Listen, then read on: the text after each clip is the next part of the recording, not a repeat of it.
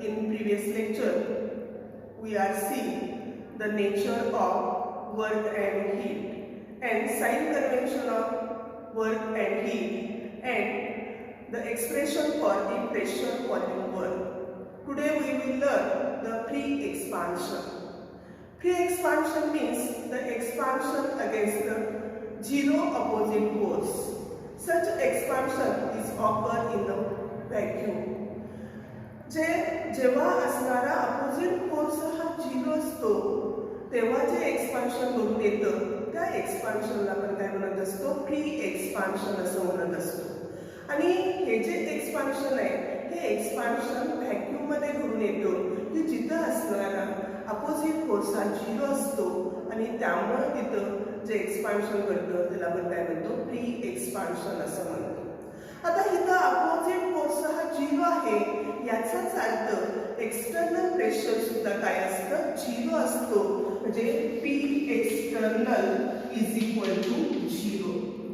आता आपल्याला वर्कचं इक्वेशन माहित आहे. प्रेशर व्हॉल्यूम वर्कसाठी आपण एक्सप्रेशन बघितलेलं आहे. W is equal to minus PX multiplied by delta V. आता एक्सटर्नल प्रेशरची व्हॅल्यू झिरो आहे आणि आपण ह्या इक्वेशन मध्ये ती व्हॅल्यू घातली की आपल्याला वर्कचं इक्वेशन मिळणार आहे. W is equal to zero multiplied by delta V. आता झिरोला डेल्टा व्ही न मल्टिप्लाय केलं तर येणारी व्हॅल्यू काय येणार आहे, W is equal to zero. म्हणजे इथं असणारी वर्कची व्हॅल्यू ही काय आहे, झिरो आहे. याचाच अर्थ की जेव्हा प्री एक्सपान्शन असतं तेव्हा कुठल्याही प्रकारचं वर्क घडून येत नाही आणि मग आपण असं म्हणू शकतो की व्हॅक्यूम मध्ये वर्क घडून येत नाही.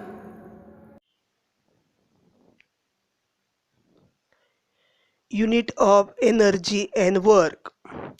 The unit used for energy is joule, named after the James Joule, who made a detailed study of the heat and work in the 19th century. एनर्जीला आपण जे युनिट देतो ते एनर्जीचं युनिट काय असतं, जूल असतं. आणि हे युनिट जेम्स जूल या शास्त्रज्ञानं शोधून काढलं आणि त्याच्या नावानुसार काय दिलं जातं, हे युनिट एनर्जीला दिलं जातं. आता आपण रिलेशनशिप बिटवीन जूल आणि पास्कल बघणार आहे. 1 joule is equal to 1 kilometre metre square second raise to -2 is equal to 1 pascal metre cube. हे काय आहे, जूल आणि पास्कल मधलं रिलेशन आहे. 1 जूल हा काय येतो, 1 पास्कल मीटर क्यूब एवढं रिलेशन असतं त्याच्यामध्ये. आता आपण बघितलं की 1 joule is equal to 1 kilogram metre square second raise to -2 आहे. आणि म्हणूनच आपण असं म्हणू शकतो 1 pascal is equal to 1 kilogram metre raise to -1 second raise to -2. आता आपण बघितलं वर्कचं relation, that is the pressure volume work. आणि प्रेशर व्हॉल्यूम वर्कचं आपल्याला इक्वेशन माहित आहे. W is equal to minus P X multiplied by delta V. आणि मग आपण जर ह्या रिलेशननुसार आपण काय करणार असेल, युनिट ऑफ वर्क आपण काढणार असेल. हे pressure is expressed in the bar. जे प्रेशर आहे ते प्रेशर आपण कशामध्ये एक्सप्रेस करतोय, बार मध्ये घेतोय. आणि चेंज इन व्हॉल्यूम आपण कशामध्ये घेणार आहे, डेसिमीटर क्यूब मध्ये घेणार आहे. आणि त्यामुळे जे वर्क आहे त्या वर्कला जे युनिट येणार आहे ते वर्कचं युनिट असणार आहे बार डेसिमीटर क्यूब. आता आपण बघणार आहे की जे बार आहे आणि पास्कल याच्यामध्ये काय रिलेशन आहे. तर आपल्याला माहित आहे 1 bar is equal to 10⁵ pascal, किंवा आपण म्हणू शकतो is equal to 10⁵ kilogram metre raise to -1 second raise to -2. हे रिलेशन बार आणि पास्कल मधलं आहे. आता आपण बघितलंय वर्कसाठी आपण काय घेतलेलं आहे, जे युनिट बघितलंय ते बार डेसिमीटर क्यूब आपण घेतलेलं आहे. आणि मग इथं आपण काय बघतोय, तर डेसिमीटर क्यूब बार आणि जूल याच्यामध्ये जे रिलेशन आहे ते आपण रिलेशन आपण बघणार आहे.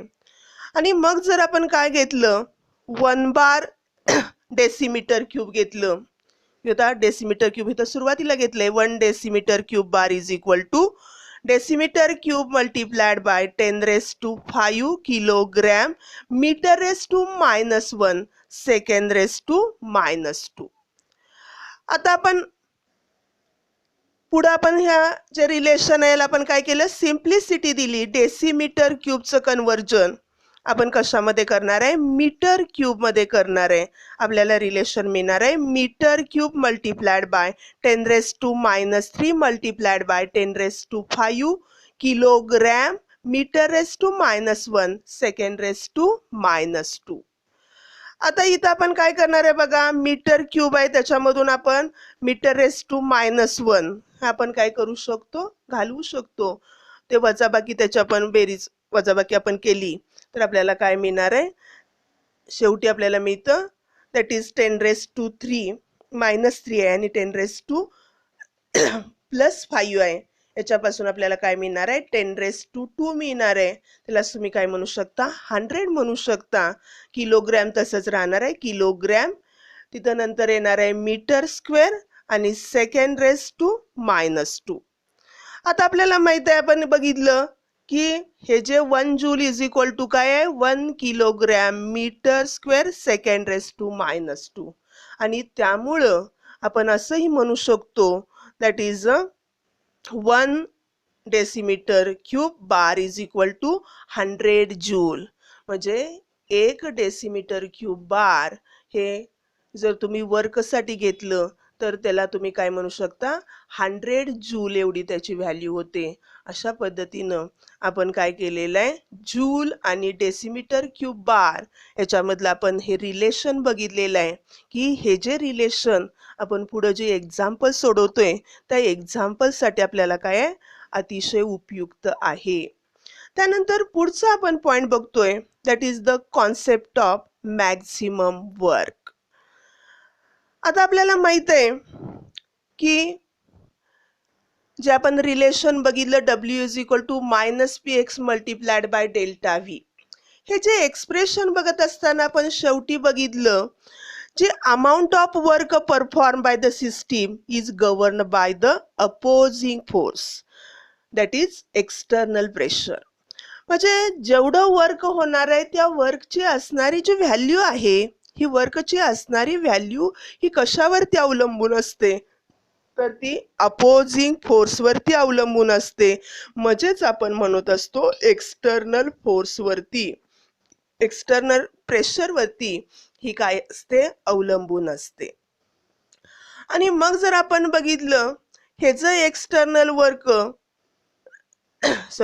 हा जो अपोजिंग फोर्स आहे, हा अपोजिंग फोर्स काय असेल, मोर असेल, तर वर्क केलेलं असेल ते वर्क सुद्धा कसं असणार आहे, मोर असणार आहे.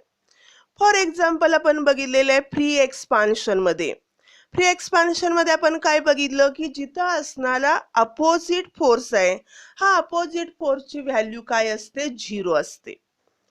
आणि जेव्हा जर अपोजिट फोर्स 0 असेल तर एक्सटर्नल प्रेशर सुद्धा 0 असतं आणि तिथं केलेलं वर्क जे आहे त्या वर्कची व्हॅल्यू काय असते, 0 असते. परंतु जर तुम्ही काय केलं, अपोजिट फोर्स तुम्ही इन्क्रीज केला, तो तुम्ही 0 पासून काय करताय, इन्क्रीज करताय. आणि जेव्हा तुम्ही 0 पासून अपोजिट फोर्स इन्क्रीज करताय तेव्हा तो फोर्स अपोज करतोय, त्यासाठी सिस्टीम काय करत असते, त्या फोर्सला अपोज करते आणि ह्या अपोजिंग फोर्स ओव्हरकम करण्याचा प्रयत्न आपली सिस्टीम करत असते आणि त्यामुळं ती काय करत असते, वर्क करत असते. म्हणजे जसा 0 पासून तुम्ही अपोजिंग फोर्स वाढत जाताय तसं सिस्टीम सुद्धा काय करते, वर्क करत असते. When the opposing force reaches maximum the system perform the maximum work.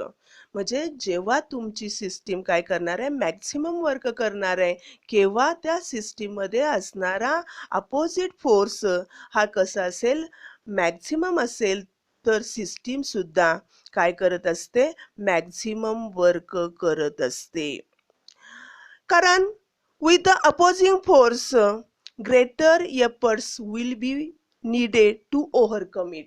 म्हणजे तो फोर्स ओव्हरकम करण्यासाठी सिस्टीमला काय करावं लागतं, जास्तीत जास्त एफर्ट करावे लागतात त्या फोर्सला रिप्यूज करण्यासाठी.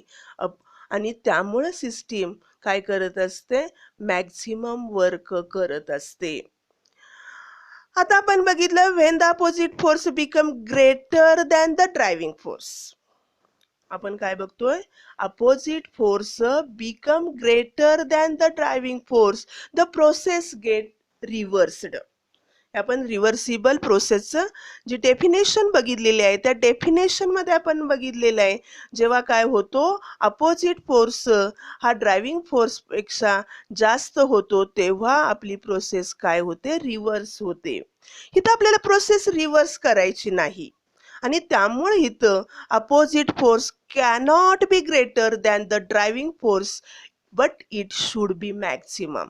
परंतु काय असला पाहिजे, तर ड्रायव्हिंग फोर्स हा काय असला पाहिजे, जास्त असला पाहिजे अपोजिट फोर्सपेक्षा. परंतु तो काय असला पाहिजे, अपोजिट फोर्सपेक्षा ड्रायव्हिंग फोर्स आपल्याला जास्त असला तरी त्याचा ड्रायव्हिंग फोर्स आपल्याला जास्त नको आहे. अपोजिट फोर्स वाढायला पाहिजे तरच आपली सिस्टीम काय करणार आहे, मॅक्झिमम वर्क करणार आहे. परंतु तो अपोजिट फोर्स हा ड्रायव्हिंग फोर्सपेक्षा जास्त नको आहे.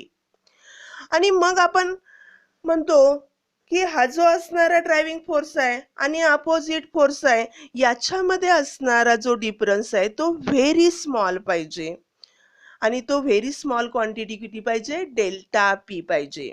म्हणजे इफ द प्रेशर पी असेल गॅसचं आणि एक्सटर्नल प्रेशर पी एक्सटर्नल असेल तर त्याच्यामध्ये असणारा हा डिफरन्स हा काय पाहिजे, व्हेरी स्मॉल क्वांटिटीमध्ये.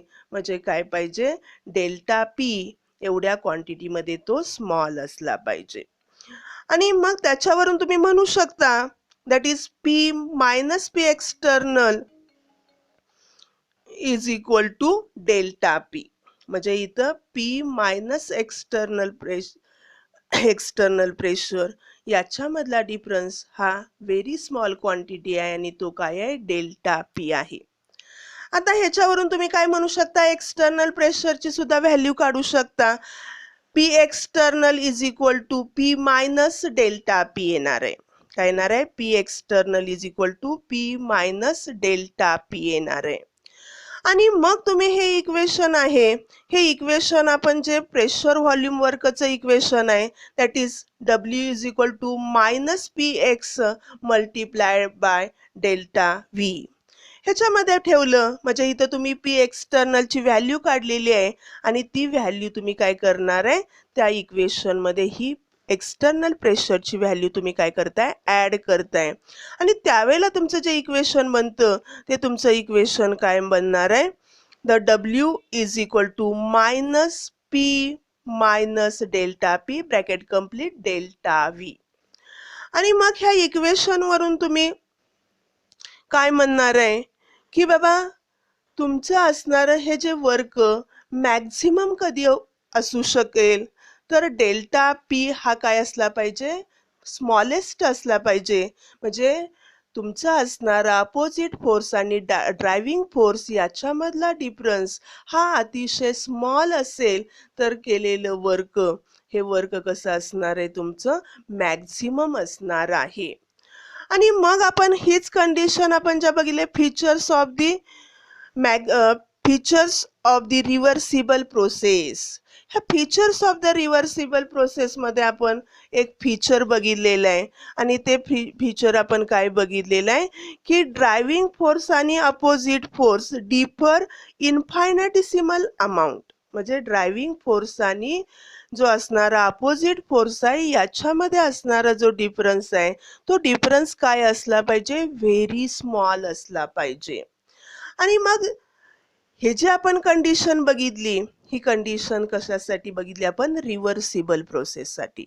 म्हणजे this means the opposite force must be infinitesimally smaller than the driving force for the work to be maximum. म्हणजे जास्तीत जास्त वर्क तुम्हाला करायचं असेल तर तिथं काय असलं पाहिजे, हा जो असणारा ड्रायव्हिंग फोर्स हा जास्त असला पाहिजे इन्फायनाटिसिमल स्मॉल क्वांटिटीमध्ये, कशापेक्षा, अपोजिट फोर्सपेक्षा. तरच होणारं वर्क हे काय होईल, मॅक्झिमम होईल. आणि म्हणून त्याच्यावरून असं कन्क्ल्युजन काढलं जातं, the maximum work is obtained from the changes which is thermodynamically reversible. म्हणजे तुम्ही असं म्हणू शकता, जेव्हा प्रोसेसमध्ये घडून येणारे चेंजेस हे कसे असतात, थर्मोडायनॅमिकली रिव्हर्सिबल असतात, तेव्हा त्या सिस्टीममध्ये केलेलं जे वर्क असतं ते वर्क कसं असतं, मॅक्झिमम असतं. आणि मग आपण जेव्हा बघणार आहे की तुम्हाला जर विचारलं एक्सप्रेशन की एक्सप्रेशन फॉर वर्क, आणि हे एक्सप्रेशन फॉर वर्क हे जर तुम्हाला थर्मोडायनॅमिकल रिव्हर्सिबल प्रोसेससाठी विचारलं असेल तर ते काय असतं, मॅक्झिमम वर्कचं रिलेशन असतं किंवा एक्सप्रेशन असतं. आणि त्यामुळं आपण पुढचा पॉईंट बघतोय, expression for the maximum work. आता हे एक्सप्रेशन ऑफ द मॅक्झिमम वर्कसाठी आपण काय करणार आहे, तर consider the n moles of an ideal gas is enclosed in a cylinder. आपण काय करतोय, एक सिलेंडर, गॅस सिलेंडर घेतोय आणि त्या गॅस सिलेंडरमध्ये आपण n मोल्स असणारा आयडियल गॅस घेतोय. आपला गॅस काय आहे, आयडियल गॅस आहे. आणि हे सिलेंडर आपण फिट करणार आहे. The cylinder is fitted with frictionless movable rigid piston carries the mass. त्याच्यावरती आपण काय ठेवणार आहे, पिस्टनवरती मास ठेवणार आहे. आणि अशा पद्धतीनं आपण सिलेंडरमध्ये n मोलचा आयडियल गॅस काय करतोय, इनक्लोज करतोय. आता इथं आपण काय करणार आहे, हा जो गॅस आहे हा गॅस एक्सपांड होणार आहे. म्हणजे इथं एक्सपान्शन प्रोसेस होणार आहे. आणि इथं असणारा जो गॅस एक्सपांड होणार आहे हा गॅस काय होणार आहे, आयसोथर्मली आणि रिव्हर्सिबली एक्सपांड होणार आहे. इथं जे असणारं एक्सपान्शन कसलं आहे, हा महत्वाचा शब्द आहे, आयसोथर्मली अँड रिव्हर्सिबली. म्हणजे आयसो म्हणजे सेम, थर्मली टेम्परेचर सेम टेम्परेचरलाच, आणि रिव्हर्सिबली हा काय होणार आहे, गॅस एक्सपांड होणार आहे from the initial volume V1 to V2. आता जी एक्सपान्शन मध्ये व्हॉल्यूम आहे गॅसची ती चेंज होणार आहे. इनिशियल व्हॉल्यूम गॅसची V1 आहे आणि फायनल व्हॉल्यूम जी होणार आहे ती फायनल व्हॉल्यूम काय होणार आहे, V2 होणार आहे. ह्याच्यासाठी टेम्परेचर आहे ते टेम्परेचर कॉन्स्टंट ठेवतोय आपण. टेम्परेचर आपण काय ठेवणार आहे, T ठेवणार आहे. आणि the expansion takes place in number of steps. हे एका स्टेपमध्ये काय होणार आहे, एक्सपान्शन होणार नाही, तर हे एक्सपान्शन होत असताना नंबर ऑफ स्टेप्स मधून हे एक्सपान्शन होणार आहे. आणि फायनल व्हॉल्यूम आपली जी काय होणार आहे, V2 होणार आहे. म्हणजे प्रत्येक वेळेला स्मॉल क्वांटिटीमध्ये इथं काय होणार आहे, एक्सपान्शन होणार आहे. आता ऍक्च्युली ही प्रोसेस कशी होते त्याच्यातल्या काही आकृती आपल्याला तुमच्या समोर दिसत आहेत. आणि त्याच्यामध्ये आपण बघतोय, during each step the external pressure P external is made infinitesimally smaller than the pressure P of the gas with a gradual removal of the mass from the piston. आपण सुरुवातीलाच मी तुम्हाला सांगितलंय, piston carries the mass. Piston वरती आपण मास ठेवलेला आहे आणि आपण हे एक्सपान्शन घडवून आणत असताना आपण काय करणार आहे, त्याचं जे असणार आहे एक्सटर्नल प्रेशर हे आपण इन्फायनिटिसिमल स्मॉल क्वांटिटीमध्ये, व्हेरी स्मॉल क्वांटिटीमध्ये आपण ते काय करतोय, एक्सटर्नल प्रेशर आपण कमी करणार आहे. आणि हे एक्सटर्नल प्रेशर कमी करण्यासाठी आपण काय करतोय, जो पिस्टन वरती मास ठेवलेला आहे त्या मास मधलं एक आपण मास काय करणार आहे, रिमूव्ह करणार आहे. आणि त्याच्यावरती असणारं एक्सटर्नल प्रेशर आपण काय करतोय, रिमूव्ह करतोय. The gas expands slowly and its pressure P will be decreases. आता काय होतंय, ह्या गॅसचं एक्सपान्शन होतंय आणि गॅसचं असणारं सुरुवातीचं प्रेशर आपल्याला माहित आहे पी आहे आणि हा जो गॅस एक्सपांड होतोय हा स्लोली एक्सपांड होतोय आणि त्याचं जे असणारं प्रेशर पी आहे ते काय होतंय, डिक्रीज होतंय. आता आपण बघितलं हे जे expansion continue until the pressure of the gas falls to the external pressure.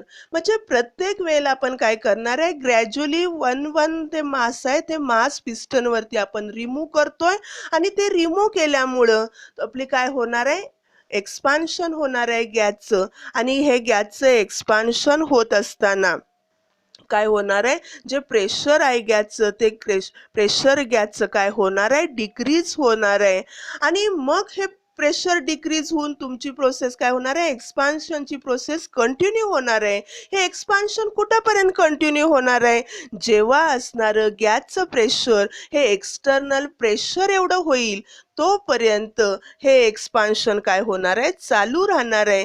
त्याच्यानंतर हे एक्सपान्शन स्टॉप होणार आहे. Behind to there is no further expansion occur and the system attain the mechanical equilibrium with its surrounding.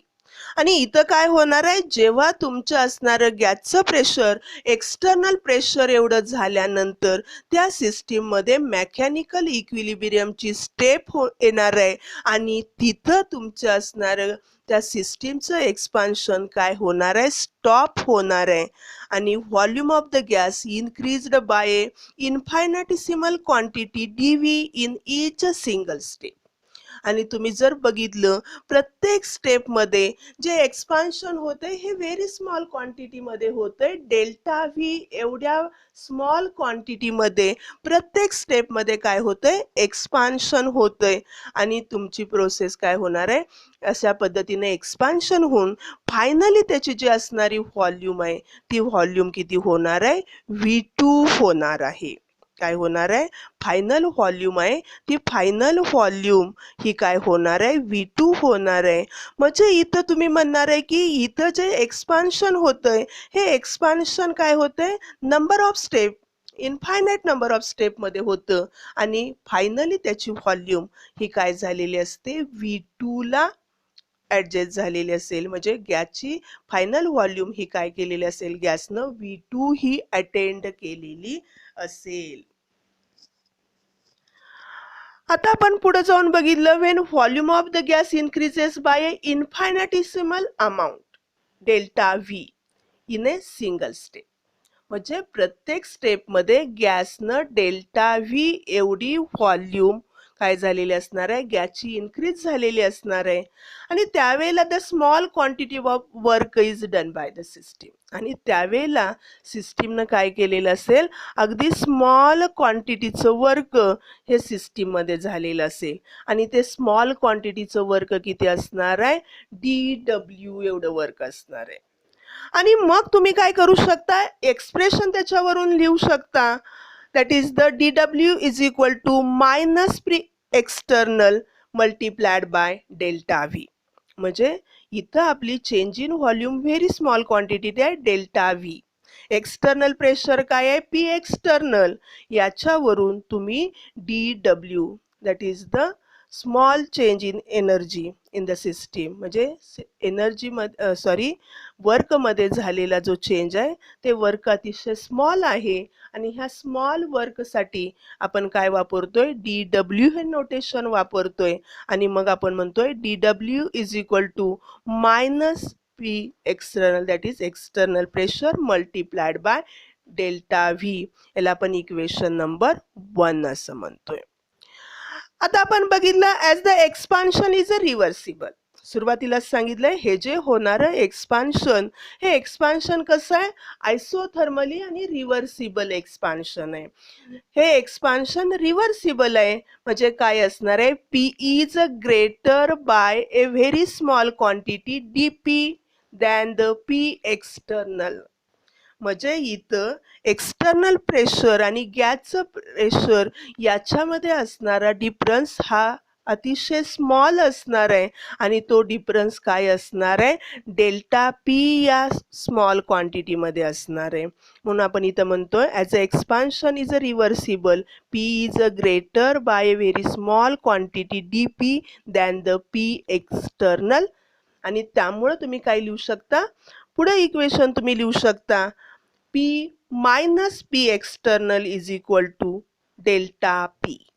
म्हणजे आपण इथं काय म्हणणार आहे की प्रेशर ऑफ गॅस आणि एक्सटर्नल प्रेशर याच्यामधला डिफरन्स किती आहे, डेल्टा पी आहे. आणि ह्या इक्वेशन वरून तुम्ही काय लिहू शकता, पी एक्सटर्नल साठी इक्वेशन लिहू शकता. आणि मग आपण म्हणतोय P external is equal to P minus delta P. इथं आपण काय म्हणतोय, P external is equal to P minus delta P. आता हे जे इक्वेशन 1 आणि 2 आहे, इक्वेशन 2 ची व्हॅल्यू काय करताय तुम्ही इक्वेशन 1 मध्ये ठेवताय किंवा कंबायनिंग इक्वेशन 1 अँड इक्वेशन 2. हे इक्वेशन 1 आणि इक्वेशन 2 तुम्ही कंबाईन केलं म्हणजे पी एक्सटर्नल ची व्हॅल्यू तुम्ही इक्वेशन नंबर 1 मध्ये घातली तर आपल्याला इक्वेशन मिळणार आहे dw is equal to minus P ब्रॅकेटमध्ये P minus D P bracket complete D V. आपल्याला इक्वेशन कुठलं मिळतंय, dw is equal to minus ब्रॅकेटमध्ये P minus D P bracket complete D V. आता आपण ह्याचा गुणाकार केला, minus P multiplied by D V, तो काय येणार आहे मायनस पी डी व्ही. आणि मायनस मायनस मायनस प्लस येणार आहे, that is D P multiplied by D V. याचा मल्टिप्लिकेशन काय येणार आहे, प्लस येणार आहे. म्हणजे आपल्याला इक्वेशन काय मिळणार आहे, minus P D V plus D P D V. आता आपण बघितलं की डी पी हे काय आहे, तर प्रेशरमध्ये असणारा जो डिफरन्स, जो व्हेरी स्मॉल क्वांटिटी आहे, त्यासाठी आपण डी पी काय वापरलेलं आहे, नोटेशन वापरलं आहे. आणि चेंज इन व्हॉल्यूम ही कशी आहे, स्मॉल चेंज इन व्हॉल्यूम आहे, म्हणजे इन्फायनाटिसिमल स्मॉल व्हॅल्यू आहे. आणि मग दोन स्मॉल गोष्टीचं मल्टिप्लिकेशन याची व्हॅल्यू काय असते, व्हेरी स्मॉल असते. आणि मग ते आपण काय करतो, निग्लेक्ट करतो. आणि मग ही व्हॅल्यू आपण निग्लेक्ट केली तर आपल्याला काय मिळणार आहे, आपल्याला इक्वेशन मिळतं dw is equal to minus P D V. आपल्याला इक्वेशन काय मिळणार आहे, तर ते इक्वेशन असणार आहे dw is equal to minus P D V. याला आपण इक्वेशन नंबर 3 म्हणतोय.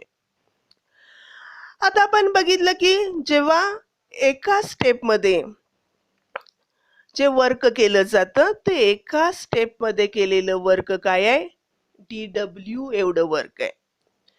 परंतु आपल्याला इथं काय बघायचं आहे, the total amount of work done during the entire expansion from volume V1 to V2. आपल्याला संपूर्ण एक्सपान्शन सिस्टीम मध्ये होतंय तेव्हा केलेलं आपल्याला काय करायचं आहे, वर्क बघायचं आहे. आणि मग हे जर आपल्याला वर्क बघायचं असेल तर आपल्याला काय करावं लागेल, तर we would be sum of the infinitesimal contribution of all the steps. ह्या ज्या सगळ्या स्मॉल स्टेपमध्ये, प्रत्येक स्टेपमध्ये जे वर्क केलेलं आहे त्या सगळ्या वर्कची आपल्याला काय करावी लागेल, बेरीज करावी लागेल. तेव्हा आपल्याला टोटल जे वर्क होणार आहे सिस्टीममध्ये त्याची व्हॅल्यू आपल्याला मिळेल. आणि मग त्यासाठी काय केलं जातं, तर total work is obtain bye integration of this equation 3 between the limits of the initial and final state. Initial state आणि फायनल स्टेट याच्यामध्ये जे काय होणार आहे, केलेलं वर्क आहे, ह्या सगळ्या वर्कचं आपल्याला काढायचं असेल तर त्यासाठी आपल्याला हे जे इक्वेशन नंबर 3 मिळाले की एका स्टेपमधलं, त्याचं आपल्याला काय करावं लागतं, इंटिग्रेशन करावं लागतं. आणि मग हे जे इंटिग्रेशन केल्यानंतर जे तुम्हाला वर्क मिळणार आहे, दिस इज द मॅक्झिमम वर्क असणार आहे. हे वर्क कसं असणार आहे, मॅक्झिमम वर्क असणार आहे. कारण ही जी प्रोसेस आहे ही प्रोसेस कशी आहे, रिव्हर्सिबल प्रोसेस आहे आणि त्या रिव्हर्सिबल प्रोसेसमध्ये केलेलं वर्क हे मॅक्झिमम असणार आहे. आणि मग आपण त्याचं इंटिग्रेशन करतोय. आपण इथं इंटिग्रेशनचं साइन केले, खाली इनिशियल त्याचं लिमिट आहे, वरती त्याचं फायनल लिमिट आहे आणि इज इक्वल टू काय येणार आहे तुमचं मायनस, त्यानंतर इंटिग्रेशनचं साइन आहे पी डेल्टा व्ही आणि त्याला इंटिग्रेशन आपण काय करणार आहे, V1 त्याचं लोअर लिमिट असणार आहे, V2 त्याचं काय असणार आहे, अप्पर लिमिट असणार आहे आणि ह्याच्यामध्ये आपण त्याचं इंटिग्रेशन करणार आहे. आता इथं आपण बघितलं की हे जे वर्क मॅक्झिमम आहे म्हणून आपण ह्यामध्ये पहिली स्टेपमध्ये आपण बघतोय की इनिशियल फायनल जे वर्क आहे त्याची तुम्ही हे केलं तर तुम्हाला मिळणारं वर्क कसं मिळणार आहे, मॅक्झिमम वर्क, म्हणून तुम्ही इक्वेशनमध्ये म्हणणार आहे W max is equal to maximum work, W max is equal to minus integration between limit V1 V2 P delta V. याचं आपण काय करणार आहे, इंटिग्रेशन करणार आहे. आता सुरुवातीलाच आपण सांगितले आपण जो गॅस घेतलेला आहे तो गॅस कुठला आहे, आयडियल गॅस आहे आणि हा आयडियल गॅस असल्यामुळं it follows the ideal gas equation. तो काय करतोय, ओबेज करतोय किंवा फॉलो करतोय आयडियल गॅस इक्वेशन. आणि आपल्याला आयडियल गॅस इक्वेशन माहित आहे. आपलं काय आहे ideal gas equation, PV is equal to NRT. Ideal gas equation काय आहे, PV is equal to NRT आहे. आणि मग ह्या PV is equal to NRT मधून तुम्ही काय करू शकता, P ची किंमत काढू शकता. P इज इक्वल टू काय येणार आहे, NRT डिवायडेड बाय V येणार आहे. काय येणार आहे P ची value, P is equal to NRT divided by V. आणि मग ही व्हॅल्यू आपण काय करणार आहे, तुमच्या इक्वेशनमध्ये घालणार आहे आणि मग त्यामुळे तुमचं जे इक्वेशन आहे ते इक्वेशन असं होणार आहे W max is equal to minus integration of lower limit त्याचं V1 अप्पर लिमिट V2 आणि इथं NRT dV divided by V. आता आपल्याला हे जे इक्वेशन मिळालं ह्या इक्वेशनमध्ये आपण बघतो की कॉन्स्टंट आहे, त्याच्यात कॉन्स्टंट व्हॅल्यू कुठलं असणार आहे, N. नंबर ऑफ मोल्स हे काय असणार आहे, कॉन्स्टंट असतं. R हा गॅस कॉन्स्टंट आहे आणि तुमचे प्रोसेसमध्ये असणारं टेम्परेचर कॉन्स्टंट आहे. म्हणजे ह्या तिन्ही व्हॅल्यू कशा आहेत, कॉन्स्टंट आहेत आणि मग ते आपण काय करणार आहे, इंटिग्रेशनच्या बाहेर काढणार आहे आणि आपण काय होणार आहे, म्हणजे तुमचं इक्वेशन असं होणार आहे. काय होणार आहे, W max is equal to minus NRT integration between limit V1 to V2 dV divided by V because T is a constant. Temperature काय आहे, कॉन्स्टंट आहे. आता आपल्याला कशाचं इंटिग्रेशन करायचं आहे, फक्त इंटिग्रेशन आपल्याला dV बाय V याचं आपल्याला इंटिग्रेशन करायचं आहे आणि त्याच्यासाठी लिमिट काय आहे, V1 टू V2 हे लिमिट आहे. आणि मग त्याचं इंटिग्रेशन काय येतं, तर minus NRT ln of V lower limit V1 upper limit V2 असं त्याचं इंटिग्रेशन येतं. आणि मग त्याच्यावरून आपण काय येतं, त्याची वजाबाकी आपण करतो आणि मग त्यामुळे पुढची स्टेप आपली येणार आहे minus NRT ln of V2 minus ln of V1. आपण काय करतो, फायनल लिमिट मायनस काय करतो, इनिशियल लिमिट. आणि मग जेव्हा तिथं वजाबाकी असते लॉगॅरिथम मध्ये तेव्हा आपण ते कशाच्या स्वरूपामध्ये लिहितो, भागाकाराच्या स्वरूपात लिहितो, डिवायडेडच्या स्वरूपात लिहितो. आणि त्यामुळे हे जे असणारं इक्वेशन आहे हे इक्वेशन तुम्ही कसं लिहू शकता, minus NRT ln of V2 divided by V1. आता आपल्याला हे जे इक्वेशन मिळालेलं आहे हे इक्वेशन काय मिळाले, लॉग ई च्या स्वरूपात आपल्याला मिळालेलं आहे. आणि जेव्हा आपल्याला काय करायचं असतं, एक्झाम्पल सोडवायचे असतात तेव्हा आपल्याला काय करावं लागतं, हा लॉग ई चं कन्वर्जन आपल्याला लॉग 10 मध्ये करावं लागतं. आता हे लॉग 10 मध्ये कन्वर्जन करण्यासाठी त्याला आपण काय करतो, 2.303 न मल्टिप्लाय करत असतो आणि त्यामुळं जे आपलं इक्वेशन आहे ते इक्वेशन काय होणार आहे, minus 2.303 NRT log 10 V2 divided by V1. आपलं इक्वेशन काय झालं? -2.303 nRT log 10 V2 divided by V1. हे जे इक्वेशन आहे, ह्या इक्वेशनला आपण काय म्हणतो? Expression for the maximum work किंवा मॅक्झिमम वर्कचं हे इक्वेशन मिळतं आपल्याला. ते इक्वेशन तुम्ही लक्षात ठेवायचं आहे, कारण ह्याच्यावरती आपल्याला अनेक एक्झाम्पल सोडवायचे आहेत, न्यूमरिकल प्रॉब्लेम सोडवायचे आहेत, आणि त्यामुळं ते इक्वेशन आपल्याला लक्षात ठेवायचं आहे. ते इक्वेशन कुठलं आहे? -2.303 nRT log base 10 V2 divided by V1. आता जर आपण बघितलं कॉन्स्टंट टेम्परेचर असेल तर त्या कॉन्स्टंट टेम्परेचरला आपल्याला बॉइल्स लॉ नुसार माहीत आहे. काय इक्वेशन असतं बॉइल्स लॉ नुसार? P1 V1 is equal to P2 V2. काय आपल्याला इक्वेशन मिळतं? P1 V1 is equal to P2 V2.